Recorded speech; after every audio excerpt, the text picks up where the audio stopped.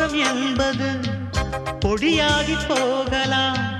பொன்னாரமே நம் காதலு பூலோகம் தாண்டி வாழலாம். ஆகாயம் என்பது இல்லாமல் போகலாம்.